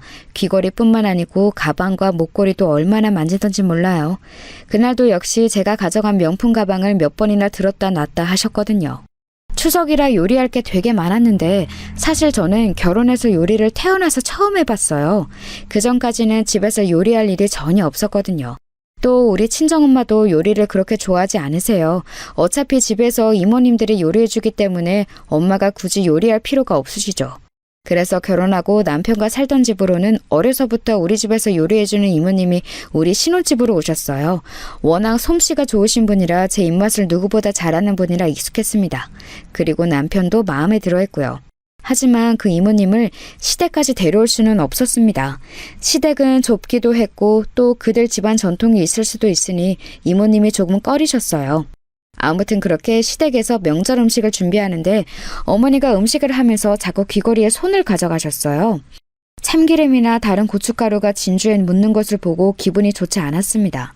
집에 가서 전용 클리너로 닦아야겠다고 생각하고 티를 내지는 않았어요. 그렇게 요리를 끝내고 집에 가려고 하는데 시어머니는 역시 귀걸이를 빼지 않고 있었습니다. 어머니, 저 이제 집에 가려고요. 아까 빌려드린 귀걸이 어디 있어요? 그거 우리 엄마가 제 생일 선물로 사주신 거예요. 예쁘죠? 엄마가 두바이까지 가서 사오셨어요. 그래, 이거? 알겠다. 두바이에서 온 귀걸이였어? 어쩐지 너무 예쁘더라. 착용감도 좋아서 계속 내가 만졌어. 깜빡하고 앉을 뻔했네. 나 그런 사람 아닌 거 너도 알지? 다행히 시어머니는 제가 귀걸이를 달라고 요구하자 바로 주셨어요. 그 모습을 보고 저는 괜히 제가 기분 나쁘게 생각했던 건지 반성하기도 했습니다. 그동안 시어머니가 제 귀걸이를 돌려주지 않았던 것은 다 실수라고 생각했어요. 이렇게 최대한 좋게 생각했는데 더 큰 사건이 발생하게 되었습니다. 저 귀걸이 사건 이후에 시어머니가 개인적으로 저에게 연락이 오셨어요. 평소에 저한테 딱히 먼저 연락하는 편은 아닌데 조금 놀란 채로 연락을 받았더니 시어머니가 며칠 후에 중요한 동창회가 있다고 하셨습니다. 그러면서 거기에 당신께서 굉장히 오랜만에 참석하는 거라고 하시더라고요. 그런데 결혼해서 아이들 낳고 잘 사는 모습을 보여주고 싶은데 들고 갈 가방과 입고 갈 옷이 없다고 하셨습니다. 조심스럽게 제 가방과 옷을 빌려달라고 하더라고요. 저는 귀걸이를 달라고 했을 때 만약 시어머니가 귀걸이를 돌려주지 않았으면 제 가방과 옷을 빌려주지 않았을 거예요. 그런데 실수라는 것을 알았으니 아주 좋은 마음으로 시어머니를 우리 집으로 부르게 되었습니다. 어머, 진짜 세아가 너는 부럽다. 이렇게 가방도 명품 브랜드별로 가지고 있네. 나는 이렇게 가방 장식장은 연예인들이나 있는 줄 알았어. 어머, 이 밍크 코트는 뭐야? 세상에 너무 예쁘다. 이거 어디서 났니? 어머니, 그거 어제 친정엄마가 집에 오셨다가 깜빡하고 놓고 가셨어요. 안 그래도 내일 가져다 드리려고 했어요. 그거 우리 엄마가 아끼는 옷인데 되게 예쁘죠? 어머니, 가방은 어떤 거 들고 가실 거예요? 이게 차분하고 예쁘지 않으세요? 가방은 그걸로 할게. 저기 세아가, 나 저 밍크 코트 빌려주면 안 되겠니? 저게 딱 보자마자 지금 눈에 들어왔거든. 저거 입고 가면 동창회에서 나 완전히 빛날 것 같아. 내가 조심히 새 것처럼 입고 갔다 올게. 응? 사실 저게 친정엄마가 진짜 아끼는 옷이어서요. 제 옷이면 당연히 빌려드릴 텐데 엄마 옷이라 조금 곤란해요. 죄송해요, 어머님. 그 대신 제 옷이랑 가방은 얼마든지 골라서 가져가셔도 좋아요. 에이, 아가, 한 번만 입는다고 뭐 달아? 조심히 입을게. 나 절대 저거 빌려가서 안 돌려주고 그런 사람 아니야. 너도 알잖아. 어차피 동창회도 이번 주 토요일이니까 네가 그냥 다음 주에 가져다 준다고 하면 안 되겠니? 응? 우리 친정엄마가 아주 아끼는 예쁜 밍크 코트가 하나 있거든요. 그걸 엄마가 실수로 놓고 가셨는데 마침 시어머니의 눈에 띄게 되었던 거였습니다. 제가 봐도 예쁜 옷이라 시어머니의 마음은 이해할 수 있었어요. 하지만 제 옷도 아니고 친정엄마의 옷이라 선뜻 빌려줄 수가 없었습니다. 그냥 평범한 옷이면 몰라도 엄마가 매우 아끼는 밍크 코트였거든요. 그런데 시어머니도 아주 단호하게 그 옷을 원하셨어요. 어떻게든 동창회에 입고 가려고 하셨습니다. 제가 곤란한 표정으로 몇 번이나 말했는데 시어머니도 강경한 태도였어요. 결국 저는 시어머니의 성화에 밍크 코트를 빌려주게 되었습니다. 절대 그러지 말아야 하는데 제 실수였어요. 친정엄마는 그날 저녁에 전화로 밍크 코트의 행방을 물을 정도로 빨리 돌려받기를 원하셨어요. 저는 차마 그걸 시어머니에게 빌려줬다고 할 수가 없더라고요. 그래서 그냥 거짓말로 제가 입고 중요한 약속에 다녀오겠다고 거짓말을 하게 되었습니다. 엄마는 제가 입겠다고 하니 선뜻 그러라고 하셨죠. 그리고 시어머니의 동창회 날이 되었어요. 시어머니는 아침에 전화로 전혀 걱정하지 말라고 큰 소리로 말씀하셨습니다. 그런데 이상하게 그날따라 마음이 복잡했어요. 꼭 무슨 일이 일어날 것 같은 기분이 들었습니다. 그리고 그 예상은 정확히 맞아떨어졌어요. 시어머니의 동창회가 분명히 9시까지라고 들었는데 10시가 되도록 연락이 오지 않았습니다. 저는 결국 집에서 기다리다 제가 운전해서 동창회까지 데리러 가려고 했어요. 남편은 굳이 그렇게 해야 하냐고 물었습니다. 그런데 제 마음이 너무 불편해서 빨리 밍크 코트를 가져오고 싶었어요. 운전해서 가려고 차키를 챙겼는데 바로 그 순간 시어머니에게 연락이 왔습니다. 네, 어머니, 동창회 다 끝나셨어요? 제가 데리러 갈까요? 예상보다 늦게 끝났네요. 어차피 우리 집에서도 거리가 그렇게 멀지 않거든요. 지금 거기 식당에 계신 거 맞죠? 조금만 기다리세요. 저 금방 갈게요. 아유, 세아가 일을 어쩌니? 내가 일부러 그런 것은 절대 아닌데 코트에 살짝 음식이 묻었어. 화장실에서 급하게 물로 닦았는데 안 지워진다. 이거 세탁소에 맡기면 되겠지? 네? 뭐라고요? 어머니, 그게 무슨 소리예요? 일단 제가 거기로 갈 테니까 가만히 계세요. 알겠죠? 저는 시어머니의 전화를 받고 깜짝 놀랐어요. 역시 불길한 예상은 틀리지 않았습니다. 속도 위반까지 하면서 시어머니의 동창회 장소에 도착했더니 시어머니는 그 자리에 있었어요. 문제는 우리 엄마인 밍크 코트가 바닥에 굴러다니고 있다는 거였습니다. 시어머니는 전화로도 살짝 목소리가 술에 취한 것 같았는데 실제로 제가 도착할 때는 너무 많이 드셔서 정신을 차리지 못하고 계셨어요. 시어머니의 친구들은 며느리가 시어머니를 데리러 왔다고 본인들이 더 신이 난 상태였습니다. 저는 그런 소리는 하나도 귀에 들어오지 않았어요. 술에 취한 시어머니도 걱정되었지만 문제는 바로 우리 친정엄마의 밍크 코트였습니다. 이미 발에 많이 밟힌 상태라 딱 봐도 세탁한다고 해결되는 상태가 아니었어요. 털이 누가 봐도 상한 상태였습니다. 그 밍크 코트를 보는데 저도 모르게 눈물이 막 나오더라고요. 시어머니는 그것도 모르고 제가 왔어도 본 척도 하지 않았습니다. 술에 취해서 본인 친구들과 술을 마시느라 바빴어요. 누더기가 된 밍크 코트를 붙들고 울고 있으니 시어머니의 친구가 그런 저를 알아챘습니다. 어머, 야, 네 며느리 지금 울고 있어. 아니, 저 민크코트 네 것 아니었어? 왜 코트를 붙잡고 우는 거야? 이게 무슨 일이야? 저기요, 괜찮아요? 너무 서럽게 울어서 모른 척 하기도 그렇네. 저거? 저거 내 거라니까. 며느리가 나 생일이라고 사준 거라고 했잖아. 세아가. 내가 미안하다. 아마 자기가 사줬는데 내가 술 마시느라 신경 못 써서 속상해서 그런가. 아가, 미안해. 술에 취해 미안하다고 하는 시어머니를 억지로 데리고 그 자리를 나왔어요. 차에 타서 일단 우리 집으로 데려가는데 시어머니는 집에 가는 내내 술 냄새를 풍겼습니다. 우는 제가 보이지도 않는지 혼자 동창회에 나온 본인 친구들을 시원하게 욕하더라고요. 집에 도착해서 남편에게 전화로 내려오라고 하고 밍크코트를 살펴보았습니다. 가까이서 자세하게 보니까 더욱 말이 아니었어요. 이건 세탁해도 절대 원래 상태로 되돌아올 수가 없었습니다. 제가 계속 오니까 남편은 중간에서 난감해 보였어요. 일단 시어머니는 술에 너무 취한 상태라 그대로 택시를 태워 집으로 보냈습니다. 그리고 다음날 엄마에게 전화해서 그냥 잃어버렸다고 거짓말을 하게 되었어요. 엄마는 너무 아끼던 코트고 그게 세상에서 딱 3벌밖에 없는 거라고 많이 속상해 하셨습니다. 다시 살 수도 없는 거라 상당히 의미가 있는 거였는데 너무 서운해 하셨어요. 엄마를 달래느라 얼마나 고생했는지 몰라요. 제가 이렇게 화가 난 엄마를 달래느라 고생할 동안 시어머니는 저에게 연락이 아예 없었습니다. 예의상 코트가 어떻게 되었냐고 묻기라도 해야 하는 거 아닌가요? 심지어 사실 그때 시어머니가 빌려간 제 가방도 엉망이 되었거든요. 처음에는 코트 때문에 가방이 보이지도 않았는데 나중에 보고 얼마나 화가 났는지 모릅니다. 결국 제가 먼저 시어머니에게 연락했는데 반응이 너무 놀라웠어요. 어머니, 밍크코트 분명히 조심히 입겠다고 하셨잖아요. 코트도 그렇고 가방도 그렇고 이거 절대 다시 사용 못해요. 세상에 몇 벌 없는 거라 친정엄마가 많이 속상해하세요. 제가 일단 급하게 잃어버렸다고 거짓말했는데 저도 속상하네요. 내가 술을 마셔서 기분이 좋아서 실수한 거를 이렇게 쥐잡듯이 잡니? 아무리 그래도 난 네 시어머니야. 어떤 며느리가 시어머니한테 이렇게 경우 없이 대하니? 네가 돈 많으면 다야? 그래, 나 가난해. 가난하다고. 어머니, 갑자기 그게 무슨 소리세요? 그냥 저는 다음부터는 이런 일 없었으면 좋겠다고 말씀드리는 거예요. 저는 어머니 무시할 생각 전혀 없어요. 그리고 제 것이면 저도 이런 말 안 하는데 저거 친정엄마 거라 제가 처음부터 걱정했잖아요. 그런데 괜찮다고 하신 건 어머니고요. 사람이 살다 보면 그럴 수도 있는 거야. 나야말로 너한테 서운하다. 내가 너 결혼하고 시집살이 한번 시킨 적 있니? 어디 내가 다른 시어머니처럼 시집살이 제대로 보여줄까? 밍크코트가 뭐라고 사람을 이렇게 민망하게 하니? 시어머니는 제가 코트 얘기를 꺼내자 불같이 화를 내기 시작했어요. 제가 당신을 무시했다고 아주 잔뜩 화가 나셨습니다. 남편에게 말하자 남편은 본인 엄마지만 왜 저러는지 모르겠다고 하더라고요.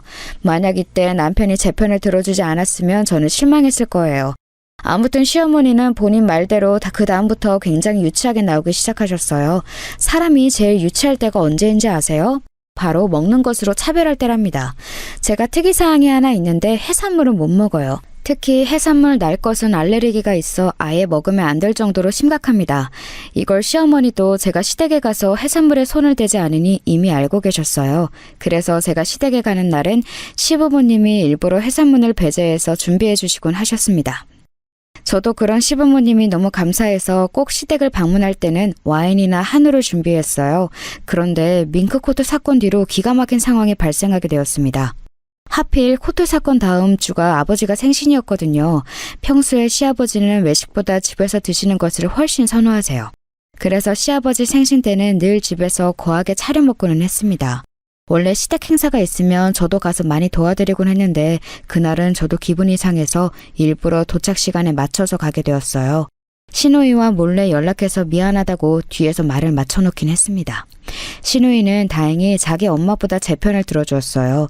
시누이도 남편도 본인 엄마를 이해하지 못한다고 해서 제 마음도 조금 풀린 상태였습니다. 그래서 이왕 가서 일단 그래도 어른이니까 제가 먼저 다가가야겠다고 생각했어요. 그런데 도착해서 저는 너무 유치해서 할 말이 없었습니다. 왜냐하면 음식이 죄다 해산물이었어요. 생선구이부터 시작해서 메인 요리도 해산물찜이었습니다. 게다가 저는 날 것을 전혀 먹지 못하는데 회, 초밥, 굴까지 아주 다양한 날 것 요리가 많았어요. 새우랑 가리비까지 해산물이 아닌 요리는 오로지 맨밥이었습니다. 그 식탁을 보고 저는 할 말을 잃었어요. 물론 그날도 백화점에서 가장 등급이 좋은 한우를 챙겨갔었는데 주고 싶은 마음이 들지도 않았습니다. 식탁 위의 음식을 보고 시누이와 남편 그리고 시아버지도 머쓱한 표정이었어요.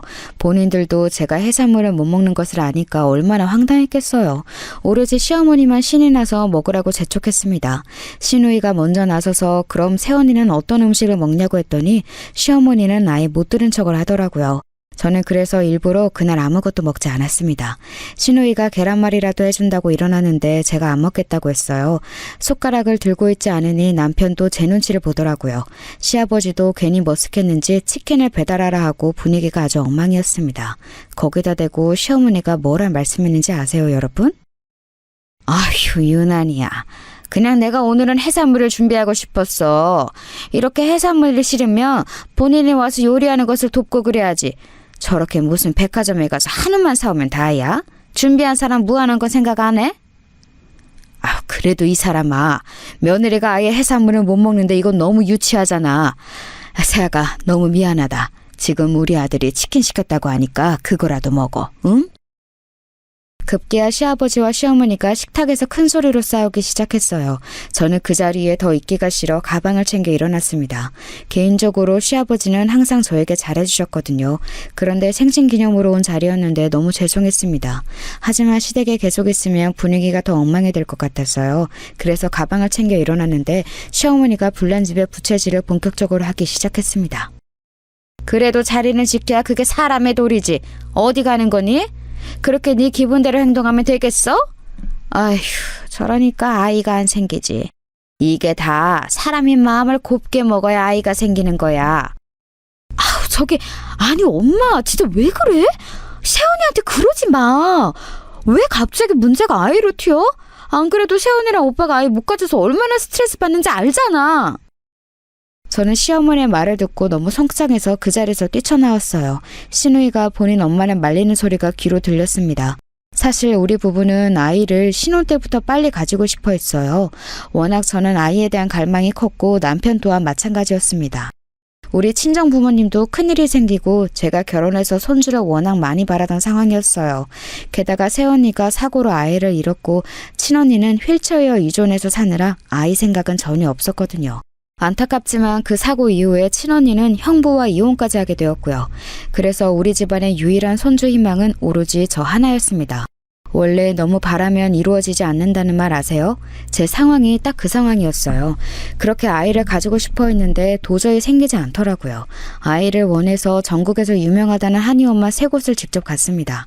아이 생기는 한약을 몇 번을 먹었는지 몰라요. 그리고 당연히 불임병원도 주기적으로 다녔고 미신이란 미신은 다 했습니다. 차라리 무슨 문제가 있으면 그걸 고치면 되는데 병원에서는 오히려 문제가 없다고 해서 더 고통이었어요. 그렇게 전혀 오지 않는 아이를 기다리는 것도 상당히 큰 고통이었습니다. 밤마다 하늘에 대고 얼마나 빌었는지 몰라요. 오죽하면 우리 친정아빠는 유명한 무당한테 국까지 받자고 하셨습니다. 그렇게 모두가 아이를 원하던 상황이었어요. 시어머니도 당연히 그 사실을 알고 있었습니다. 그런데 그런 말을 제게 한 거였어요. 차를 타고 집으로 가는 내내 눈물이 멈추질 않았습니다. 밍크코트 사건이 이렇게 될 거라고는 전혀 상상하지 못했어요. 그나마 다행인 것은 남편과 시누이 태도였습니다. 남편이 계속해서 저를 옆에서 위로했어요. 만약에 본인 엄마 편을 조금이라도 들었으면 저는 당장 친정으로 갔을 거예요. 그런데 옆에서 본인 엄마가 왜 저러는지 이해할 수 없다고 저 대신 욕하더라고요. 시누이도 그 사건 이후에 계속해서 저에게 연락했어요. 자기가 대신 미안하다고 얼마나 난리였는지 모릅니다. 남편과 시누이 그리고 심지어 시아버지까지 나서서 저에게 사과하니 마음이 조금 누그러졌어요. 심지어 시아버지는 저에게 미안하다고 백화점에 가서 화장품을 선물로 사오셨습니다. 그러면서 임신에 관해 부담감을 가지지 말라고 하셨어요. 당신께서 대신 죄송하다고 너무 미안해 하더라고요. 시누이도 아침 저녁으로 제 안부를 물었어요. 카페에 가서 기분 전환이라도 하라고 기프티콘 보내주었습니다. 물론 시어머니한테 연락은 전혀 없었습니다. 제게 잘못한 당사자의 사과를 직접적으로 받지 못하니 조금의 앙금은 남아있는 상태였어요. 그 상태에서 한 가지 사건이 발생하게 되었습니다. 지금 아버지네 집 수도가 완전히 망가졌대. 그거 공사하려면 최소 한 달은 걸린다고 하더라. 너무 미안한데 우리 집에서 지내면 안 될까? 당신 절대 안 거슬리게 할게. 만약 2주 정도면 호텔에 보내드릴 텐데 한 달이라 애매하네. 그래? 어차피 남는 방이 있으니까 괜찮긴 한데 그럼 어머니도 오시는 거지? 나 그때 이후로 어머니랑 아예 연락 안 했잖아. 괜히 우리 집에 와서 갈등 생기면 나 그때는 못 참아. 우리 집이니까 내가 그건 어떻게든 막을게. 너무 걱정하지 마. 만약 엄마랑 당신이랑 부딪히면 나는 완전히 당신 편이야. 알지? 시댁 부엌 싱크대 쪽에 문제가 생겨서 시댁 식구들이 다 우리 집으로 오게 되었습니다. 결혼할 때 우리 아빠가 큰 집에서 살라고 좋은 집을 얻어주었거든요. 그래서 남는 방이 2개나 있어서 같이 생활하는 것은 문제가 되지 않았습니다. 시어머니를 제외한 시아버지와 시누이는 저에게 잘해주었으니 더욱 괜찮았어요. 문제는 바로 시어머니였습니다. 시아버지 생신 사건 이후로 시어머니와 저는 한 번도 마주치질 않았거든요. 제가 시댁에 가는 것을 불편해해서 남편이 혼자 가기도 했었어요. 하지만 남편은 본인을 믿으라고 저에게 호언장담했습니다. 결국 시댁 식구들이 다 우리 집으로 오게 되었어요. 처음에는 시어머니와 너무 어색했습니다. 그런데 시간이 지나면서 다행히 조금씩 분위기가 풀리기 시작했어요. 시누이와 시아버지가 중간에서 많이 노력했습니다. 어차피 우리 집에는 일하는 이모님이 2분이나 계셔서 집안일이 딱히 필요하지 않거든요. 그런데도 시누이는 눈치가 보이는지 중간에서 집안일도 하고 분위기를 좋게 만들었습니다. 시어머니도 다행히 제 앞에서 거슬리는 말을 전혀 하지 않아서 다행이었어요. 그런데 한 가지 이상한 점이 있었습니다. 원래 제가 잠들면 누가 업어가도 전혀 몰라요. 이미 잠들면 아무리 텔레비전 소리를 크게 틀어도 모릅니다. 그래서 처음에는 몰랐는데 어느 날 새벽에 화장실에 너무 급해서 눈을 뜨게 되었어요. 그런데 화장실에 다녀왔더니 남편이 침대에 없었습니다. 제가 화장실에 갔다 왔으니 거기에 없는 것은 알고 있었는데 이상했어요. 부엌에 간 건지 거실로 나간 건지 궁금했지만 일단 졸려서 잠들었습니다. 그리고 몇 시간 뒤에 눈을 떴더니 남편이 그대로 침대에 누워 있었어요. 그래서 대수롭지 않게 생각했습니다. 그런데 이 뒤로 제가 한 번 더 새벽에 눈을 뜨게 된 날이 있었어요. 그날도 이상하게 화장실이 너무 가고 싶어서 일어났는데 남편이 옆에 없더라고요.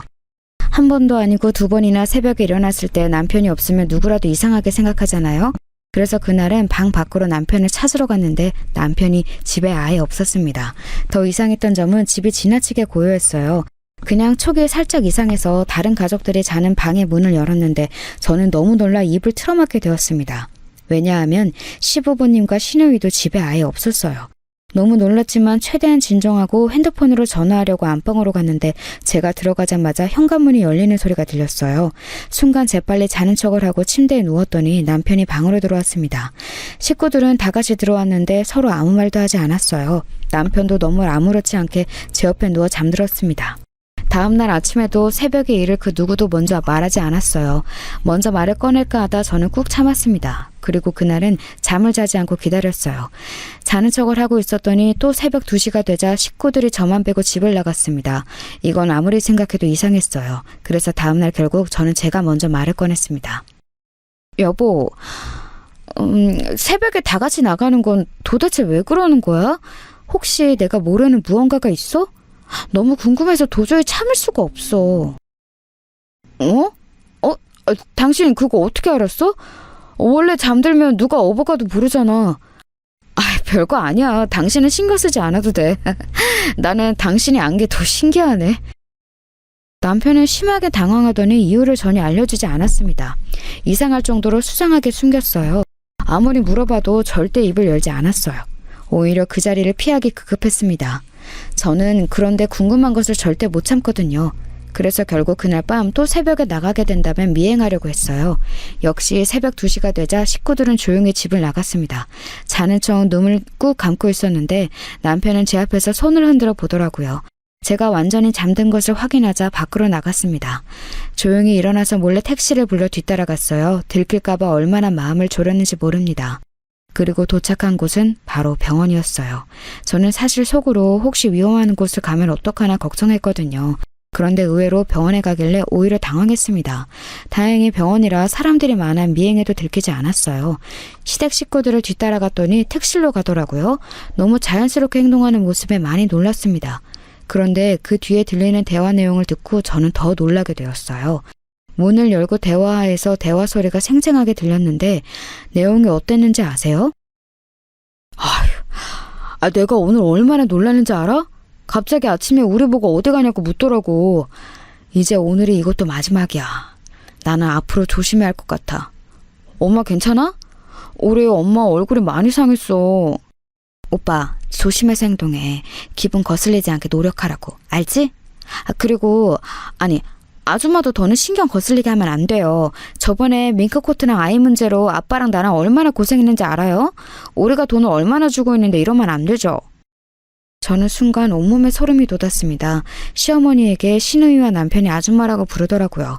그러면서 병실에 누워있는 환자한테 엄마라고 해서 저는 사시나무처럼 몸이 떨리기 시작했어요. 그래도 우리가 잘 구슬려서 괜찮아. 우리가 몰래 며느리 물건 뒤로 팔면서 이렇게 병원비를 내고 있잖니. 이런 관계가 쭉 지속되어야 해. 그래야 나중에 아기 낳고 더 돈을 받지. 병원비가 만만치 않으니까 다들 행동 잘해. 사기 결혼이라는 것을 알면 분명 그 집안에서 난리가 날 거야. 나도 연기하는 거 한계가 있다고요. 그럼 돈을 더 주든가. 나는 걔가 너무 얄미워. 몰래 귀걸이랑 옷 몇 개씩 훔쳐서 용돈벌이 하는 재미로 살긴 하지만 더 받아낼 거야. 믿기 힘든 소리에 저는 핸드폰을 켜서 녹음하기 시작했어요. 시댁 식구들은 그것도 모르고 계속 저를 속여야 한다며 열심히였습니다. 이제야 모든 퍼즐이 맞춰지기 시작했어요. 시어머니가 시누이와 남편의 얼굴을 닮지 않았던 것은 다 이유가 있었습니다. 그리고 누워있는 사람이 바로 진짜 시어머니였던 거였어요. 진짜 친엄마는 아파서 병원에 있었고 그 병원비를 위해 일부러 저한테 접근했던 거였습니다. 저는 그 사실을 전혀 모르고 있던 거였고요. 식구들이 다시 오겠다고 밖으로 나오는 소리를 듣고 저도 서둘러 녹음을 껐습니다. 그런데 도저히 우리 집으로 갈 수는 없었어요. 그래서 결국 그대로 친정으로 향했습니다. 도착해서 놀란 부모님의 얼굴을 보니 눈물이 너무 많이 나왔어요. 엉엉 울며 녹음본을 그대로 틀어주었습니다. 부모님도 경악하셨죠. 충격적인 소식에 저는 그대로 잠들어서 하루를 꼬박 자게 되었습니다. 자고 일어났더니 우리 집에는 시어머니가 와 있었어요. 엄마가 몰래 저에게 말하길 아빠가 돈을 어마어마하게 주고 시어머니를 데리고 왔다고 하더라고요. 그럼 저는 빼주시는 거 맞죠? 저 사람들이 시어머니 역할을 해달라며 본격적으로 사기친 거라고요. 이미 애초에 며느리한테 접근한 것도 다 계획에 있던 거였어요. 그냥 저 사람들 가족 전체가 사기꾼이라고요. 아픈 친엄마 병원비가 감당 안 되니까 일부러 다가간 거예요. 그런데 진짜 돈 맛을 보니까 이렇게 일이 커진 거죠. 친정아빠는 시어머니를 돈으로 구슬려서 우리 편으로 만들었어요. 시어머니에게 모든 사실을 들으니 기가 찼습니다. 남편이 애초에 저한테 다가온 것도 다 계획이었대요.